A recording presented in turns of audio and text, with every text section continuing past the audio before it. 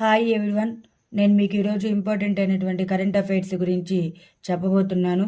మీరు ఈ వీడియోని మొదటి నుండి చివరి వరకు ఎక్కడ స్కిప్ చేయకుండా చూసినట్లయితే ఈ కరెంట్ అఫైర్స్ మీకు అర్థమవుతుంది. అలాగని ఈ వీడియో మీకు నచ్చినట్లయితే లైక్ మరియు సబ్స్క్రైబ్ చేసుకున్నట్లయితే డైలీ కరెంట్ అఫైర్స్ మీకు నోటిఫికేషన్ రూపంలో అప్డేట్ అవుతూ ఉంటాయి. ఇటీవల impact fielder of the ODI series award ఎవరికి లభించింది? సాయి సుదర్శన్. ఇటీవల వార్తల్లో నిలిచిన ఏ జలసంధిని అరబిక్ గేట్ ఆఫ్ టీయర్స్ అని కూడా పిలుస్తారు? బాబ్ అల్ మండేబ్.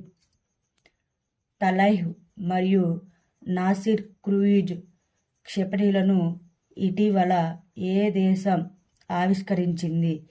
ఇరాన్ దేశం. సలాం బాంబే ఫౌండేషన్కు ఆరోగ్య అంబాసిడర్గా ఇటీవల ఎవరు ఎంపికయ్యారు? అమృత రాయ్ చంద్. స్కాట్లాండ్, ఉత్తర ఇంగ్లాండు మరియు వెస్ట్ మిడ్ ల్యాండ్స్లోని కొన్ని ప్రాంతాల్లో ఇటీవల కనిపించిన ఇరిడేసెంట్ మేఘాలకు ఏ పదాన్ని ఉపయోగించారు? నక్రియస్ మేఘాలు. మౌలానా అబ్దుల్ కలాం ఆజాద్ ట్రోఫీ 2023ని ఏ విశ్వవిద్యాలయం గెలుచుకుంది? Guru Nanak Dev university. Breaking the mould, reimagining India's economic future అనే కొత్త పుస్తకం ఎవరు విడుదల చేశారు? రఘురామ్ రాజన్.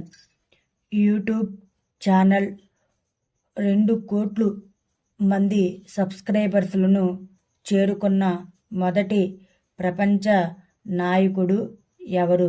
నరేంద్ర మోదీ. ఇటీవల AS-24 కిల్ జాయ్ వార్తల్లో నిలిచింది. ఇది ఒక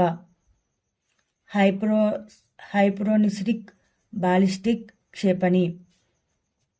ఇటీవల నాసా యొక్క ఓసిరిస్ అపెక్స్ మిషన్ వార్తల్లో నిలిచింది. ఇది దేనికి సంబంధించినది? గ్రహశకలం అధ్యయనం.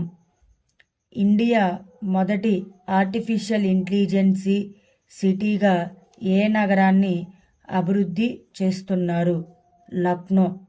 ప్రపంచ టెస్ట్ ఛాంపియన్షిప్లో అత్యంత పరుగులు చేసిన భారత బ్యాట్స్మెన్ ఎవరు?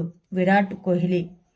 గంగా నదిపై 4.56 కిలోమీటర్లు పొడవున కొత్త వంతెన నిర్మాణానికి కేంద్ర మంత్రి వర్గం ఏ రాష్ట్రంలో ఆమోదం తెలిపింది? బీహార్ రాష్ట్రం.